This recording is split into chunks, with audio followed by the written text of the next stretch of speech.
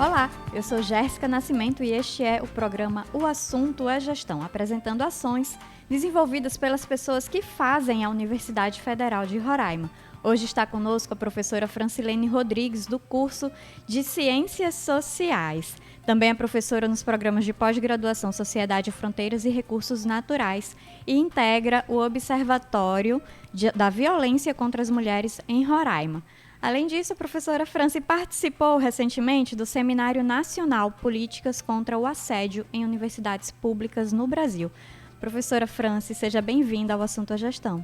Obrigada, Jéssica. Um cumprimento aos ouvintes e também aos telespectadores desse programa. Obrigada pelo convite. Professora, então, como falei no início, na abertura, a senhora participou, né, como representante da UFRR do Seminário Nacional Políticas contra o Assédio em Universidades Públicas no Brasil. O evento foi realizado em Porto Alegre, no Rio Grande do Sul. Qual foi o objetivo desse evento? Então, foi uma promoção da Universidade Federal do Rio Grande do Sul, de um núcleo chamado Ampare, que é o núcleo que também faz a política de combate ao assédio. Em 3 de abril, o governo federal publicou um programa nacional para as instituições, para o executivo, de uma maneira geral, de combate ao assédio sexual nas instituições, né? É a Lei 14.540.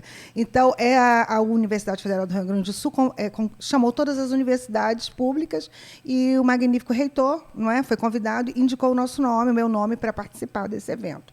Esse evento foi muito importante porque foi o primeiro evento que juntou todas as universidades que já estão fazendo a política de combate ao assédio.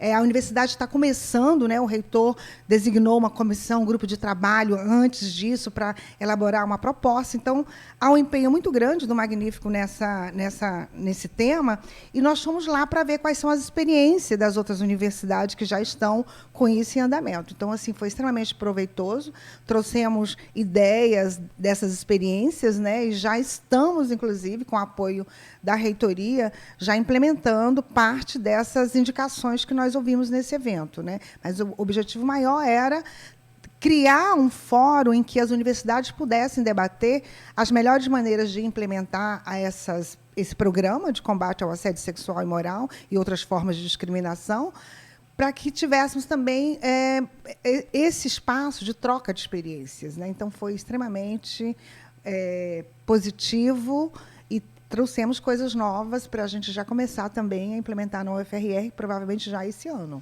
E, como a senhora falou, teve relatos de experiências, né, de outras universidades, a USP, e entre outras, mas o assédio ele é uma violência que muitas vezes ocorre de forma silenciosa, né? Então, de acordo com essas experiências, esses relatos, como que a gente pode fazer para combater o assédio, que é uma violência que muitas vezes não é fácil de se identificar no âmbito institucional?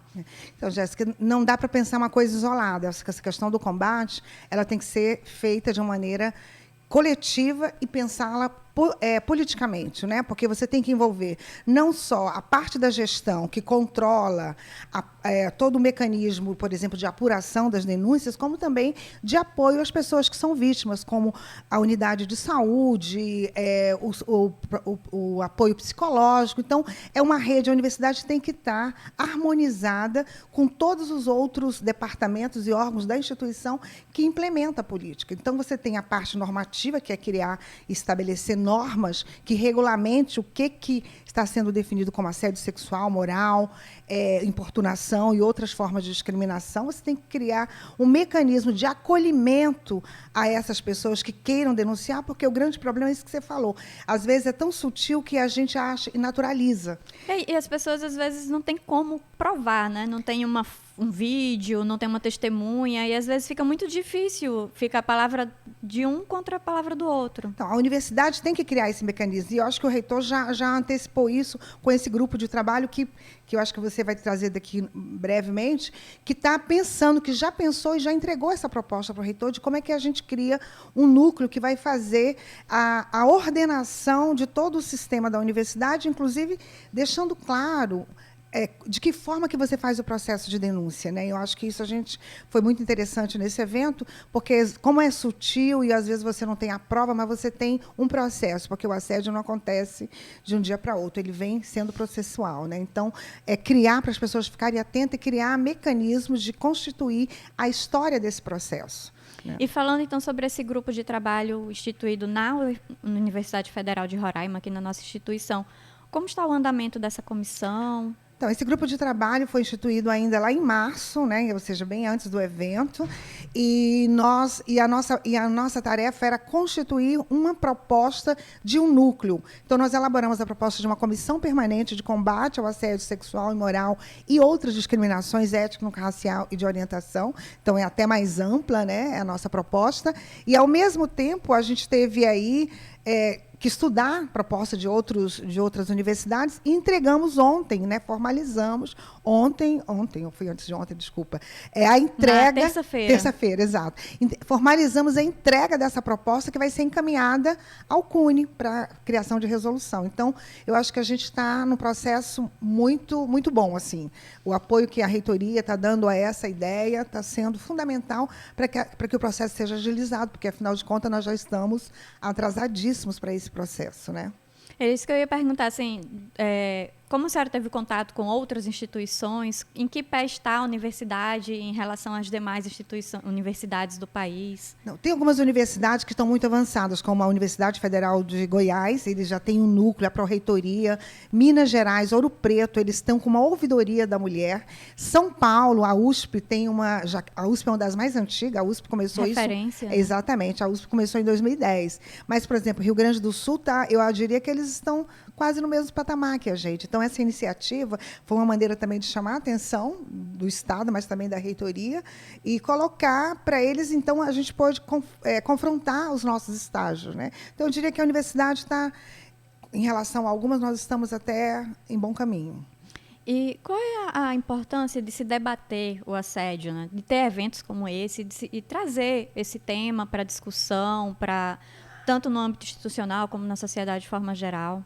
Eu acho que é tornar isso um tema central do debate cotidiano, né? Eu acho que essas questões que você colocou é a gente não naturalizar a injustiça, ou seja, saber que esses processos e essas denúncias elas serão apuradas. Evidentemente que existem vários estágios, se é entre professores e aluna, se é entre alunos, né? Então isso também tem que ser pensado, porque você tem já para os servidores públicos a gente já tem algumas normativas, então tem que ser pensado de outra forma, mas tem que ser apurado. Eu acho que a gente tem que trabalhar no sentido também de acabar com o medo das pessoas de fazerem as denúncias, de pensarem que elas são retaliadas, né? As alunas e os alunos principalmente têm muito medo de fazer denúncia, porque acham que serão depois perseguidos. Então, a gente tem que acabar com essa cultura do medo, né? E eu acho que é isso, trabalhando, falando sobre isso, dizendo quais são as formas que você tem de criar provas materiais ou até mesmo dos processos de assédio sexual e moral, não é? Então, é tudo um processo, acho que, mas a gente tem que começar. Tem que falar, né? Tem que falar, tem que começar a fazer disso um processo que seja cotidiano, né? Na sala de aula, nos corredores, nos departamentos, na formação dos servidores, né? A universidade tem aí aquele curso de recepção aos professores novos, aos servidores, né? Eu acho que isso tem que incluir como pauta essencial dessa formação. Não é? Então, assim, eu acho que é um processo, mas a gente tem que começar e tem que falar disso constantemente, porque não é possível que no século XXI a gente ainda tenha esse número de violência, assédio sexual e moral em instituições públicas. E também precisa de um avanço na questão da legislação, né, professora? Porque, recentemente, inclusive, a gente gravou um programa Tetas e Tretas aqui sobre assédio moral e sexual, e uma das entrevistadas foi a professora Luziene, que é coordenadora do Observatório de Violência contra as Mulheres, e a outra entrevistada foi a advogada Jéssica Mota. E a Jéssica trouxe uma informação muito interessante para a gente na entrevista, de que o assédio sexual é crime, mas o assédio moral ainda não é. Então, às vezes, fica muito na impunidade. Às vezes tem alguma sanção na parte administrativa, no âmbito institucional, mas não tem sanção penal. Jéssica, eu acho que aí foi uma das coisas que foi muito bom nesse evento. Como é que você constrói desde a denúncia, né? Porque nós temos o Código de Ética do Servidor, nós temos o regime jurídico único, que já diz um monte de coisa, inclusive que é crime capaz de demissão. Então, se não há na legislação o assédio moral, mas tem outras formas que pode se configurar. Então, eu acho que depende muito mais de como o sistema de apuração, de acolhimento, ele vai encaminhando o processo, porque a gente já teve casos de pessoas que foram demitidas, né? Com base mas aí é uma nisso. sanção administrativa, né? Sim, mas vai resultar. Sim, mas pode resultar também penal, é isso que eu estou dizendo. Mas já resultando administrativamente, tirando a pessoa importunadora, assediadora ou barrando a pessoa, porque não necessariamente precisa. Quer dizer, tem também o que eles estão chamando de justiça restaurativa e conciliatória, não no sentido de conciliar o agressor, mas de que essa penalidade seja dada de acordo com o tipo de assédio ou de agressão. Porque, às vezes, não é o assédio sexual em si, mas são outras formas. Então, acho que chamar a atenção, que a pessoa seja punida e que seja gradativa, que não seja uma coisa também de acordo com a gravidade do fato, você pensar isso. Então, acho que tem formas, mas eu acho que o mais importante, que aí é uma das debilidades que a gente já viu na ouvidoria aqui, é incentivar as pessoas, inclusive, a denunciar e colocar a autoria. Elas têm que se nominar, porque senão a ouvidoria fica impossibilitada de dar o retorno. Né? E a outra coisa é como a ouvidoria relata, porque nós pegamos todos os relatórios, né, para fazer esse documento, pegamos todos os relatórios da ouvidoria e, às vezes, aparece só conflitos entre professor e aluno. Não, tem que ser nominado. Então, vem lá da base. Então, tudo isso por meio de formação, e aí eu acho que entra a gestão, né, formação continuada, capacitação de todos os servidores, professores, técnicos, terceirizados, e também com alunos, a gente vai conseguir minimizar ou, pelo menos, superar essa lacuna. Verdade. O assunto é gestão. Hoje estamos conversando com a professora Franci Rodrigues, do curso de Ciências Sociais da UFRR, que integra o Observatório da Violência contra as Mulheres em Roraima, que é um projeto de extensão da UFRR.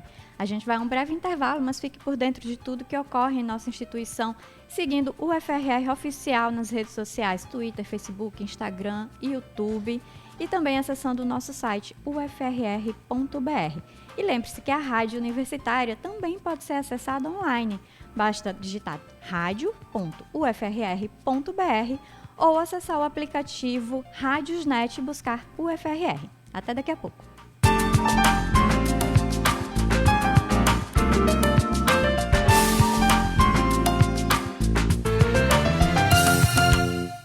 Rádio Universitária, a Universidade Federal de Roraima, junto com você.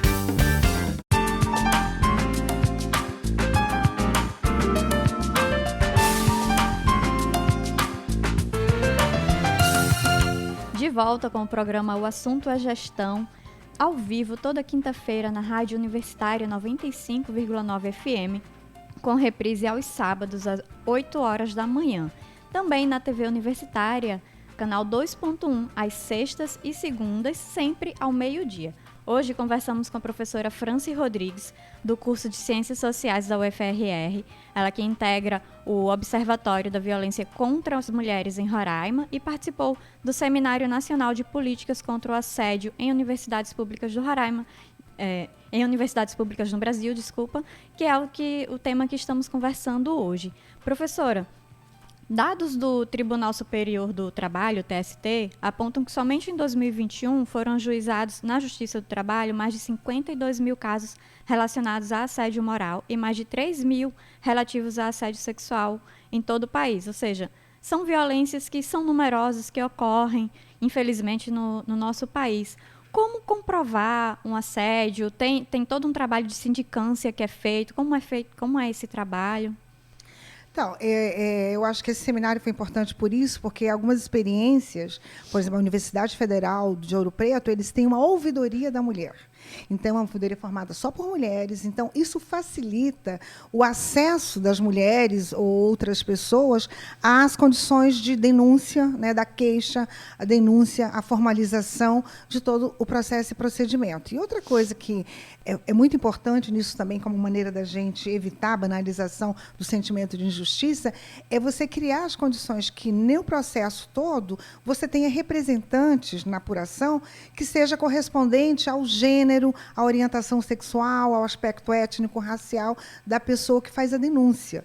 Isso faz com que as pessoas se sintam um pouco mais à vontade e acolhidas. Eu acho que a grande questão que a universidade tem que fazer agora, nesse momento, é criar as condições de acolhimento a essas pessoas que passam por esse processo de assédio, né? O número que você está trazendo são exorbitantes. Isso são os números que são formalizados. Exatamente, porque existe muita subnotificação, tem muita gente que não denuncia, que tem medo.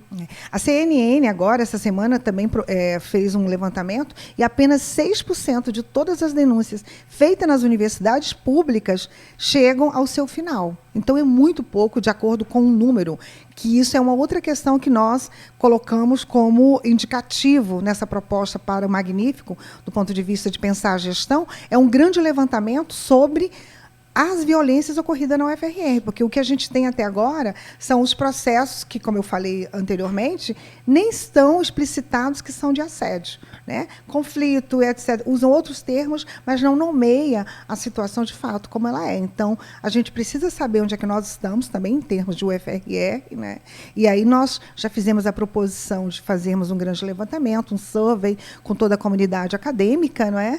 Para saber qual é o grau de pessoas que sofrem torturação, assédio, etc.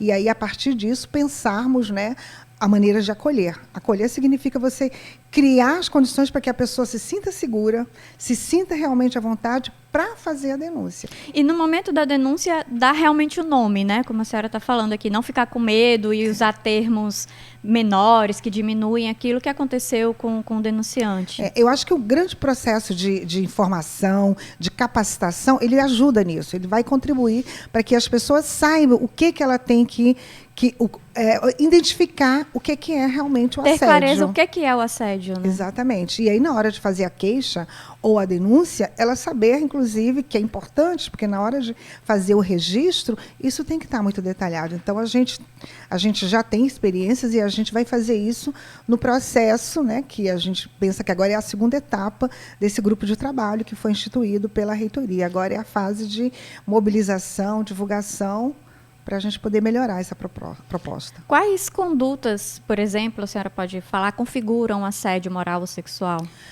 Olha, qualquer forma que a pessoa se sinta mais ou menos constrangida, isso já implica em uma forma incômoda, que pode se configurar como assédio. Se isso se torna repetitivo, ou seja, o que garante, inclusive, a definição do assédio, né, sexual, é exatamente a repetição. Então, se são situações constantes de professor de humilhação em sala de aula, né, de ficar chamando que os alunos é isso, aquilo, e de, principalmente, se dirigindo a uma pessoa em particular, não é? Isso vai se configurar. Nós tivemos casos nas ciências sociais que não resultou em nada. Inclusive, o processo foi arquivado, né? De uma aluna que era trans, e o professor insistia, ela tinha um nome social, e o professor insistia em chamá-la pelo nome, né, de registro de nascimento. Porque nem tinha, mas questionando se o nome dela era esse mesmo, né? Uhum. Então, tudo isso foi documentado. A aluna teve que mudar de universidade, ela foi embora. Ela foi para outra universidade, porque disse que não tinha condições. Porque ela persistiu em continuar o curso que ela estava fazendo em outra instituição, mas muitas vezes resulta em abandono da pessoa, e ela acaba por não se formar, não concluir a sua graduação, enfim. Então, eu acho que essas coisas interfere a vida da pessoa. Lógico, né? Evitar a banalização da injustiça, porque ela provavelmente vai pensar 2 vezes na hora de denunciar novamente, né? À medida que isso não resultou. A gente tem casos também de chefes com colegas do setor. Agora também, Jéssica, tem que pensar um limite, porque tem as duas coisas. A gente sabe que acontece os assédios, mas também, às vezes, tem situações, que isso foi colocado no seminário, que fazem parte das funções de trabalho, né? Ou seja, eu te dou uma ordem, um encaminhamento para que você cumpra uma determinada função, e aí a minha insistência em cobrar os resultados, de outra forma, o servidor também pode usar isso como se fosse assédio. E muitas vezes não é. É apenas o chefe cobrando de você o cumprimento das suas tarefas. Sim, e também tem situações que o chefe ele não passa trabalhos para a pessoa. E esse simples fato de não passar, deixar a pessoa ociosa, também pode configurar um assédio. Claro, isolar a pessoa, né? Ignorá-la, isso também é outra forma de assédio. Então, assim, tem a forma mais ostensiva, mas tem a forma do isolamento. E o isolamento, que a gente poderia dizer que é uma forma de bullying, às vezes ocorre também com outros colegas, né? E isso também é muito penoso, porque o dano à saúde da pessoa, do servidor e da servidora, é muito alto. Então, é um custo que a universidade pode evitar, primeiramente, evitando que isso aconteça, e segundo, se acontecer, encaminhar os procedimentos para apuração e punição, se for o caso. Quero aproveitar, professora França, para mandar um alô, um abraço para o professor Geraldo Ticianelli, reitor da UFRR, que está em Curitiba, no Paraná, participando de uma reunião da Andifes, mas mandou mensagem que está ligado na nossa programação, ouvindo online a nossa rádio, pelo site radio.ufrr.br. Agradecimentos a ele por estar empenhado em fazer, cumprir e executar essas medidas de combate ao assédio, né?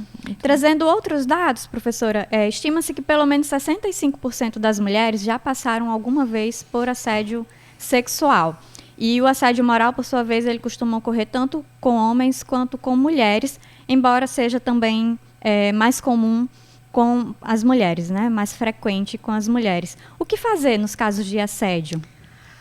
Bem, olha, eu como uma dessas 60, eu diria que é muito mais do que 60. Eu acho que todas as mulheres, em algum momento na vida, já sofreu assédio esse sexual dado acaba moral. Sendo puxado para baixo por conta das subnotificações que a gente falou agora há pouco. Né? Tem situações muito complexas. Eu mesma já fui vítima de assédio de colegas, e olha que, né, eu não me considero uma pessoa vitimista. Mas, mesmo assim, eu já tive que enfrentar colegas que chegam na minha sala, abre a porta da minha sala sem bater, sem nada, e vem gritar comigo sobre situações de trabalho, né?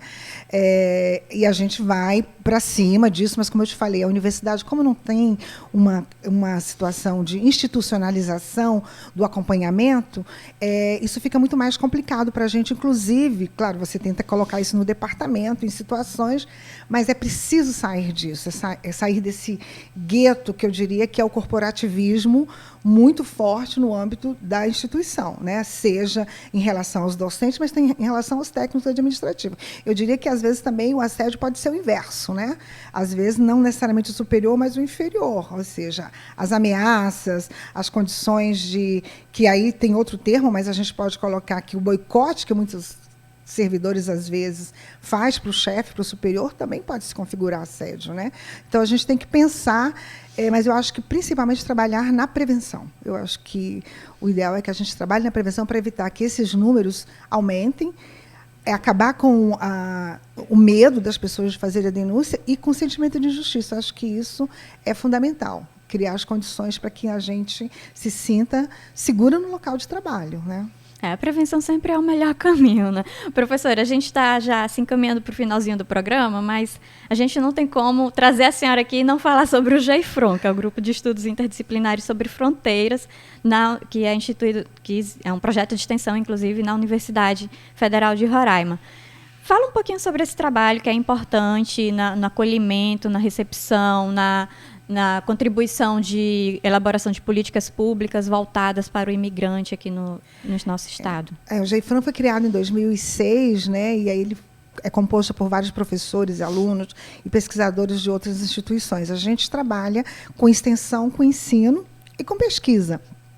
Então, a gente tem projetos de pesquisa em desenvolvimento, a gente tem projetos de extensão agora com a questão da violência associado com o observatório, mas também agora com um trabalho que nós faremos nas penitenciárias, não é? Com as pessoas de LGBTQIA+, e com as mulheres que estão hoje em situação de privação de liberdade. Então, assim, é um grupo que tem, eu acho que tem uma função social, porque ela compõe o escopo da UFRR, e eu acho que essa é a função da universidade, né? E a gente está tentando colocar a universidade mais visível na sociedade. Mais próximo também. Exatamente, porque a universidade ainda é muito distante da grande parte, né? As pessoas veem a universidade como algo intangível. Exatamente, muito acima. Então, acho que a universidade tem que romper com esses muros, tem que trazer a comunidade para dentro, para dentro do campus, e a universidade tem que ir mais onde está, onde o povo está, né? Eu diria assim. Então, já tem algumas ações, mas eu acho que ainda muito incipientes, ou pelo menos elas não são divulgadas a contento para que a população tenha acesso. E, para finalizar agora, a universidade lançou o vestibular da instituição para ingresso em 2024. O edital está disponível no site da CPV. A senhora é professora do curso de Ciências Sociais. Fala ali para o nosso ouvinte, para o nosso telespectador, que pensa em fazer Ciências Sociais, por que ele deve se inscrever para esse curso? Claro, eu acho que, primeiramente, o grande objeto das Ciências Sociais é estudar a sociedade. Então, eu acho que a gente precisa entender Roraima, e eu acho que trazer as pessoas que fazem parte dessa sociedade, entre elas os migrantes e as migrantes, é fundamental. E eu fico muito contente com isso, porque essa é uma batalha que a gente vem tendo desde 2017, quando começou esse grande fluxo de imigração, né?